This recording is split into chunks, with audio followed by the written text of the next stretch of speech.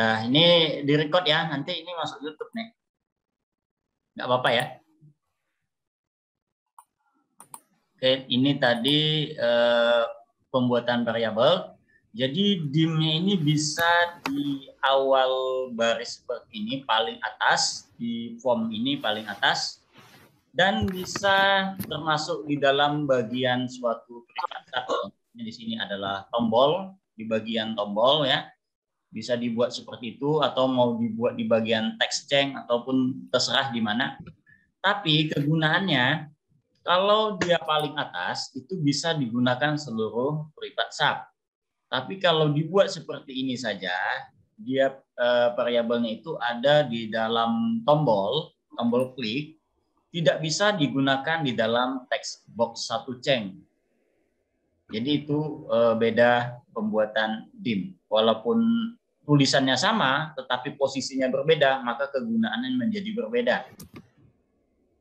Kemudian untuk public itu kita menggunakan modul. Jadi di sini tadi user form ada modul, kita buat modul ya. Nah, pembuatannya seperti ini, diketik saja public ya, publik pakai C, kemudian diikuti nama variabelnya dan tipe data. Jadi bedanya hanya di dim dan publik ini. Tetapi kalau publik bisa digunakan untuk seluruh user form. Kalau dim hanya satu user form. Kita contohkan.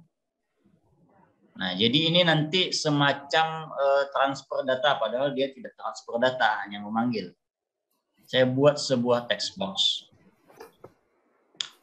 Ini ya, ini text box 1 di user form 2. Oke. Dan di bagian common button, saya buat saja, saya hapus dulu ini ya. User form 2, user form 2 titik show. Oke. Kita lihat modulnya. Oke, ini nama variabelnya saya tambah saja ya, Pak. Seperti ini ya. Ini nama variabelnya Pak. Saya letakin di event activate di user form 1. Activate-nya di user form 1. Nah, kalau tandanya dia ada, kita ketik seperti ini, kemudian tekan tombol kontrol spasi, kontrol spasi. Maka dia muncul nih. Nah, ini tanda dia sudah public. Ya. Saya berikan pesan. Ya, ini kita hanya membuat nilai variabelnya itu adalah pesan. Kemudian di user form 2 di bagian activate-nya misalkan kita tambahkan text box 1 tadi sama dengan nama variabelnya. Par. Ya, nama variabelnya adalah par. Ini adalah variabel public. Oke. Kalau kita jalankan di sini, nah ini kalau kita jalankan seperti ini, karena posisi variabelnya tadi di activate, di user form activate, maka dia sudah terberi nilai. Kita jalankan, ya, kita tekan tombol ini untuk memanggil user form 2. Nah, ini dia, terpanggil. Itu gunanya variabel publik. Jadi banyak itu, ada teman-teman kan yang menanyakan gimana transfer data dari form 1 ke form 2. Ya, ini salah satu caranya. Ini salah satu caranya untuk transfer data. Itu satu, menggunakan variabel, kemudian bisa secara langsung. Bisa secara langsung dari text box. Secara langsungnya seperti ini. User, ini jangan dihapus. Nah, diletak di atasnya. User form 2.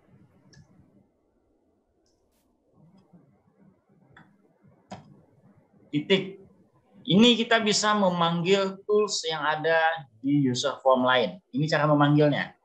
Ya, diikuti dulu nama user formnya.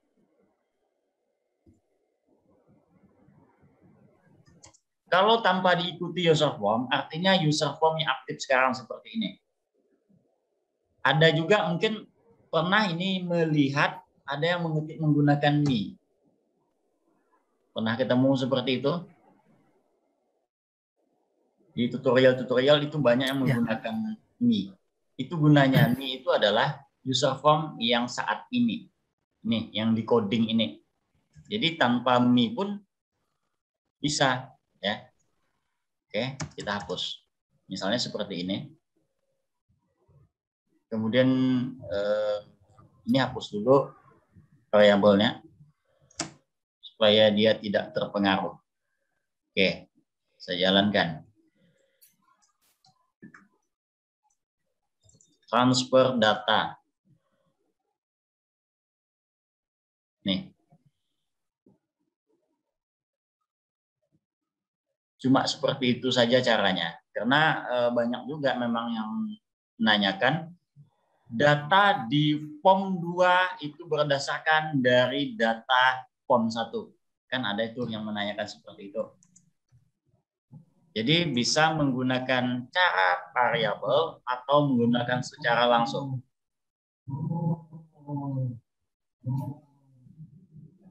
Oke, itu guna variabel publik dan privat. Sini sampai sini ada yang bertanya?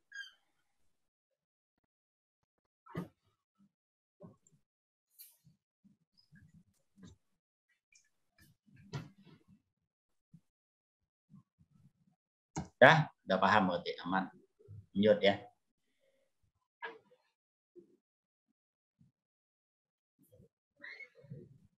Oke, lanjut.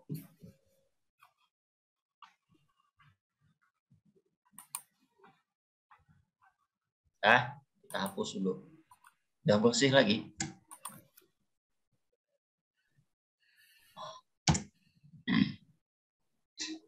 Oke, sedikit lagi, satu lagi ya.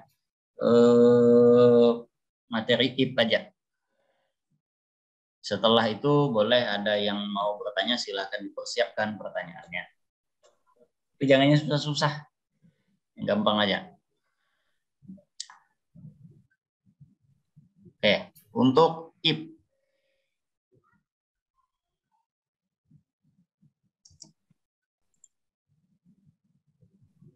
Di common button. Ya. If ini nilai dia membandingkan.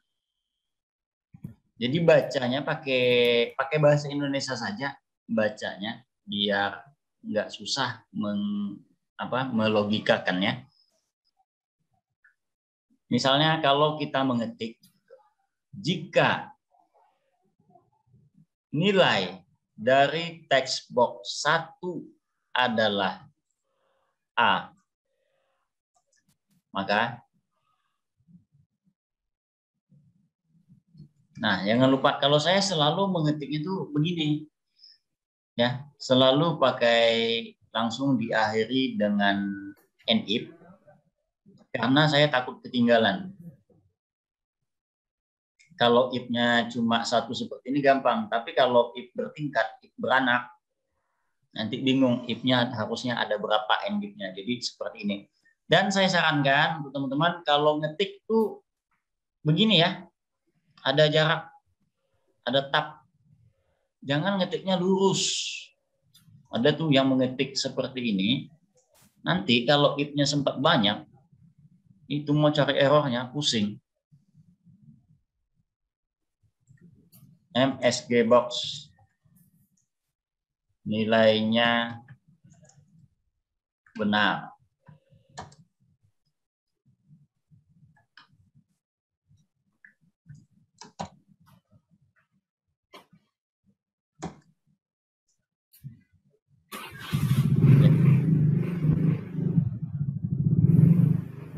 Nilainya salah. Nah, jangan ngetik lurus seperti ini ya. Jangan ngetik lurus seperti ini. tetap diberi tab. Jadi kalau misalkan ada error, mau baca codingnya lagi, itu lebih gampang kalau ngetiknya itu ada tab seperti ini. Ya.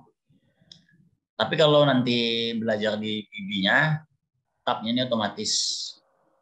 Jadi kita ketik tanpa tab pun dia akan langsung bertab seperti ini. Makanya itu lebih enak sebenarnya. Oke, kita coba jalankan. A. Nilainya benar. Kalau selain A, nilainya salah. Oke. Nah, gampang ya. Ini aja. Ini kalau untuk string. Lebih gampang. Nanti setelah if ini baru kita mencoba debugnya. Jadi kalau ada error, jangan pusing, tetapi langsung diproses, didebugkan. Kita yang mendebugkan coding itu. Oke. Ya, ini saja untuk string. Ya, ini tidak ada perbandingan lebih besar, lebih kecil kalau dia adalah tipe datanya itu string atau berupa huruf seperti ini, itu nggak ada. Kalau yang perbandingan itu, dia adalah angka. Misalkan kita buat sebuah rank 0 sampai 50, nilainya adalah C. 51 sampai 75 nilainya B. Ya. 76 sampai 100 nilainya adalah A. Misalnya seperti itu. Ada yang membuat jika text box. Nah, karena ini adalah untuk nilai, jadi perlu ditambahkan val. Kalau angka ya, angka itu ada di text box, harus pakai val. Value. Jika nilainya lebih besar dari 75, kan kita buat tadi, lebih besar dari 75, nilainya A. Ya. Jadi cara memahaminya itu nilainya adalah A, B, C. Artinya if-nya bisa kita buat 3 atau bisa kita buat 2. Kita buat 3 aja. Ya. Gini aja. Kita buat if-nya itu ada 3, A, B, C. Ya. Jadi L, C, if. Ini berarti ada if-nya. Sama ya. Val text box 1 lebih besar dari, kalau B tadi nilainya lebih besar dari berapa ya? 50. Maka nilainya adalah B. Ntar saya jelasin. Jika nilainya lebih besar dari berapa C tadi? Dari 0. Berarti C. Selebihnya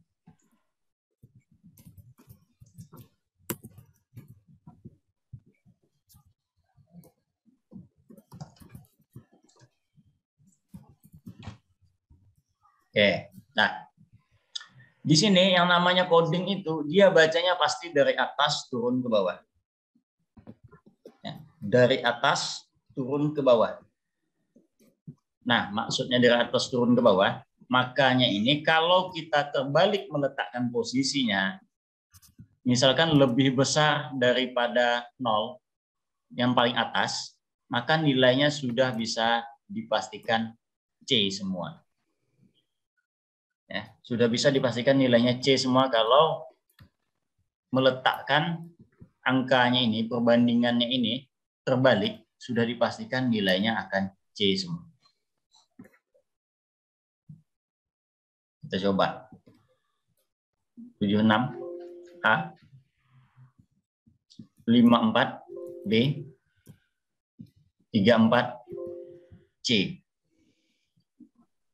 Kalau nilainya 0, tidak ada nilai. Oke, betul. Nah, cara mendebakkan. Jadi saya sering kan ngomong di grup, coba didebakkan program itu supaya tahu langkahnya itu kemana. Ya, misalkan kita tandai di sini. Oke, ini diklik saja, ya, diklik.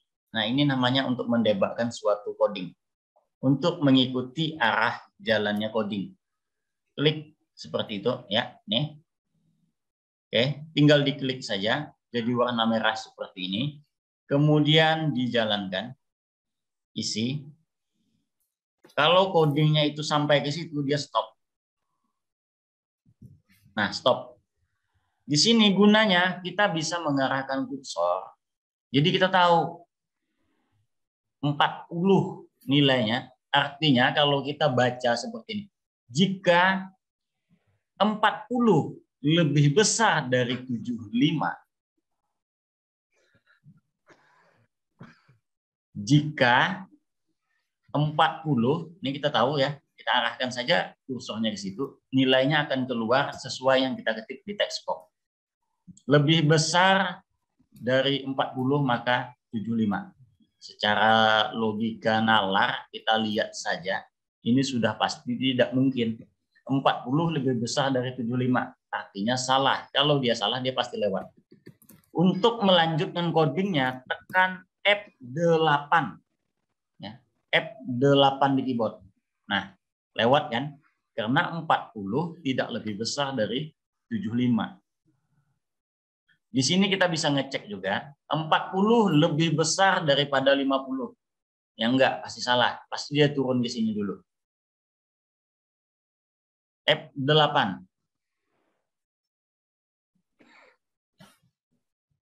40 lebih besar dari 0. Ya, maka nilainya sudah pasti adalah C. Itu cara mendebakkan. Jadi nanti ada mungkin yang menanyakan, nah, saya coba contoh yang pertanyaan teman-teman yang ada yang di grup ya. Itu lebih jelas pertanyaannya. Oke, nilainya C. Oke, saya mau mencontohkan yang ada di grup untuk masalah debug. Kalau untuk if, saya rasa ini saja dulu. Oke. Ini saya hapus dulu ya. Saya hapus kan nggak perlu dicatat nih.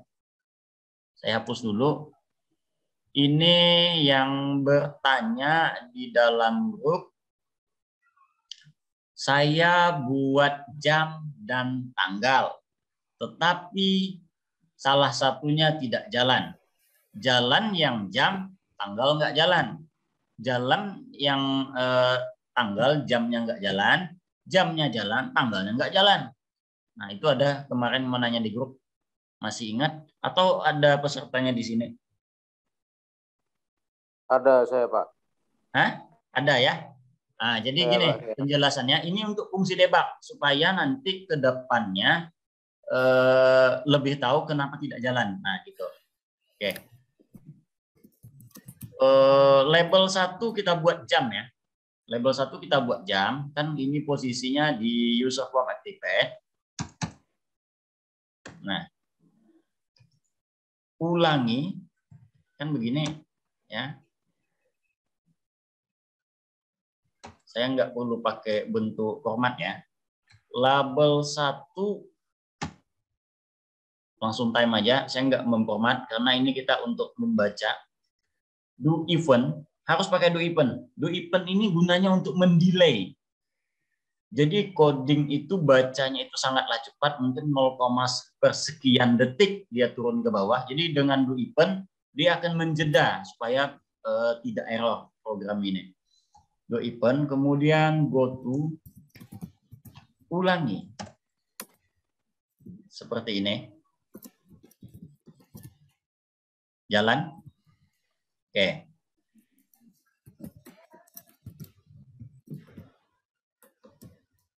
Nah, awalnya membuatnya pakai privat sub ya. Privat sub jam. Kemudian dibuat lagi privat sub tanggal.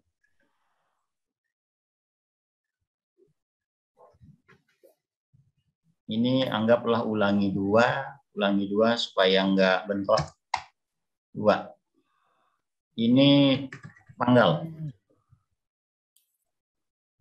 Di sini diletakkan jam, ada yang mengetik, jadi nggak usah bingung, nanti ada yang mengetiknya pakai call. Ya, seperti ini, pakai call, nggak masalah. Mau ikuti yang mana, terserah aja, yang penting fungsi dan jalan. Kemudian dijalankan. Nah, kan gini kemarin masalahnya ya, jamnya jalan, tanggalnya nggak jalan. Kemudian sepertinya dibalik, dicoba dibalik, dijalankan, tanggalnya jalan, jamnya nggak jalan. Oke. Nah, itulah fungsinya debug untuk mengetahui kenapa dia nggak jalan. Oke, letakkan debugnya, cukup satu aja di user form activate, satu seperti ini. Ya, satu seperti ini, kenapa dia tidak jalan? Nah, kan jalannya ke sini nih, langsung merah. Tekan F8, dia akan masuk ke prepaid sub-nya. Dia jalan ke bawah. Ingat ya, jam kan di bawahnya tanggal. Ini ulangi. Kan kalau sudah sampai sini, ke sini lagi. Kenapa dia tidak jalan? Ya ini kapan turun ke bawahnya? Kan nggak turun-turun nih. Maka itu dia nggak jalan. Itu penyebabnya nggak jalan. Makanya saya sarankan kemarin, dibuat satu prepaid sub saja, tetapi ini diletakkan di sini. Oke, ini jam. Nah, ini kita buang. Kita jalankan. Jadi gini cara mengetahuinya nanti. Nah, kalau diletak di sini kita tahu. Dan kita juga bisa lihat hasilnya. Ya, ini kita bisa lihat hasilnya. Jadi itu gunanya debug. Jadi kalau ada error, ditelusuri dulu seperti ini. Nggak jalannya program, ditelusuri menggunakan cara debug seperti ini. Nanti akan kelihatan tuh errornya. Oke, mungkin sampai sini aja dulu untuk sedikit saya terangin. Nah, selebihnya silakan ada yang ingin ditanyakan atau mau nge-share ini juga, silahkan ya. Saya Pak mau nanya Pak. Boleh, boleh. Ini tunggu bentar. Oh, stop screen. Saya lupa. Oke, mana nih yang nanya? Orangnya mana? Ya, saya Pak. Nah, tampilin lah apa wajahnya. Oh, nggak enak. Nggak apa-apa lah. Yang kita sharing-sharing diskusi aja. Ya kan Mas Apep? Siap. Ah, apa tuh yang mau ditanyakan? Oke Pak, apa? Misal gimana caranya codingnya gimana kalau misal contohnya gini, command button 1, apabila command button 1 aktif, maka command button 2 nonaktif, enable false. Apabila command button yang satu tidak aktif, yang kedua diaktifkan. Itu codingnya kira-kira gimana, Pak? Oke. Saya langsung sini. Oke, nih ya. Kita buang dulu.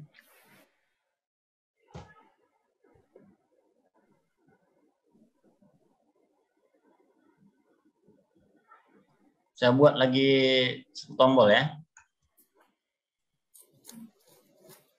Biar nggak bingung, digantilah namanya. Tombol 2.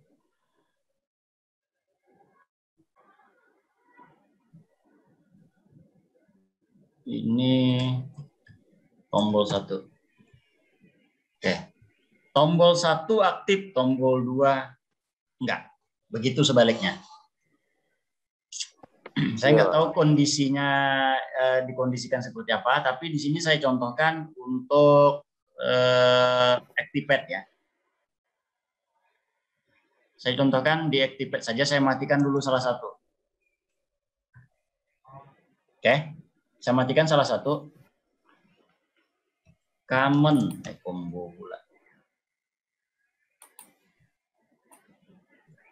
Perintah untuk me-enable-nya, tahu enable, gitu ya? Ya, tahu Pak.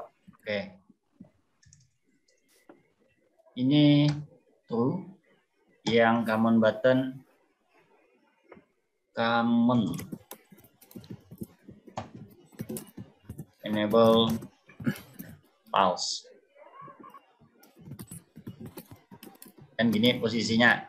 Kalau ini saya klik misalkan, ini jadi mati, ini jadi hidup. Ya, gitu Pak. Gitu. Oke. Double klik di common button 1, tinggal dibalik ininya.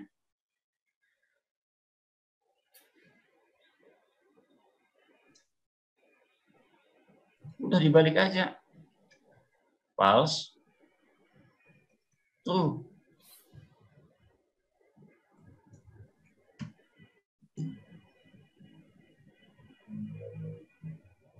Balik, udah. Gini. Nah, mati kan? Nah. Oh ya. Oke. Kalau ini Pak lebih detailnya gini.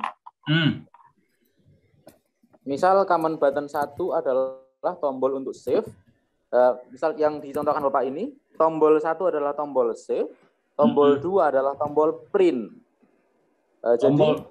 Tombol print?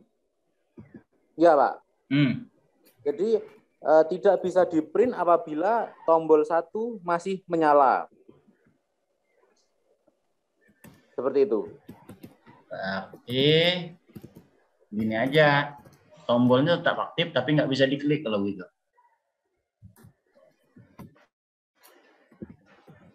Pakai if. Karena dia memang harus dicontohkan langsung ini sih. Tapi nanti fungsinya kurang lebih seperti ini ya. Berarti gini. Tombol 1 ini agak gimana ya, karena nggak sesuai konteks nih ininya. Ini kalau saya klik, ini saya untuk matikan tombol dulu. Command button 1, enable, pause. Pakai if. Jika command button 1 masih aktif, ini MSG box. Ini pesan ini maksudnya codingnya ya. Tombol save masih aktif.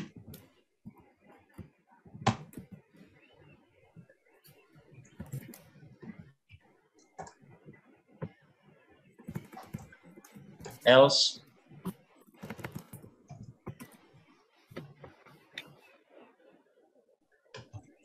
cetak. Oke. Ini masih aktif ya. Ini tombol 1 masih aktif. Kalau saya klik tombol 2, nah tombol save-nya masih aktif. Artinya ya disinilah letak coding memberi batasan atau tidak diproses. Kalau kita matikan, yang ini tombolnya udah mati, kira-kira dia sudah mengklik tombol simpan, kira-kira seperti itu kan? Nah, baru dia mencetak. Nah, itu codingnya. Pakai if. Jadi gini aja nandainnya. Jika command button 1 masih aktif, kan true artinya aktif, letaklah coding pembatasan di sini. Kalau dia sudah tidak aktif, nah disinilah letak codingnya, mau cetak, mau apa terserah. Terus itu kalau misal yang command button 2-nya diklik, apakah coding untuk print-nya berjalan atau berhenti di MSG box gitu, Pak? Ini kan contoh saya. Kalau misalkan coding cetak, ya jangan pakai ini. Maksudnya itu di sinilah letaklah codingnya gitu. Ini kan saya contohin. Nah gitu. Codingnya bebas. Ini kan saya mencontohkan aja supaya bahwa codingnya jalan. Gitu. Nggak harus pakai pesan. Nah, nggak harus pakai pesan. Misal memang ternyata saya mau pakai pesan gitu tuh. Terus ketika pesan itu muncul, apakah misal di command button 2 itu di bawahnya ada perintah untuk print out worksheet ini misal gitu. Apakah print out-nya tetap berjalan berbarengan dengan MSG box-nya atau tidak? MSG box-nya letakkan di paling akhir setelah semua prosesnya. Maka dia akan berjalan. Tapi kalau MSG box-nya duluan baru codingnya, setelah klik OK baru dia jalan. Gitu. Oh, iya. Oke, siap. Paham. Ada lagi? Terima kasih. Itu dulu. 3 menit lagi. Nggak terasa ya. Ada siapa lagi? 3 menit lagi. Mas Bian. Yo. Saya Mas Bian. Silahkan Mas Apip. Ya. Nyambung tadi dari Mas Awaludin ya. Sama. Cuma ini kalau saya pakai ini multi patch Mas Bian. Jadi misalkan mengaktifkan patch 1 ketika saya ini sih prosesnya ketika ingin munculkan form login di awal. Jadi ketika saya klik patch masuk, ketika buka semua patch off, hanya patch masuk yang aktif gitu. Nah, patch masukin yang aktif ini untuk menampilkan form login. Itu gimana, Mas Bian? Apakah sama seperti tadi? Nah, kalau saya kan kasusnya ini pakai multi patch ya. Multi patch ini ya. Kalau Mas Awal kan pakai form ya, user form ya. Saya agak lupa nih multi patch nih.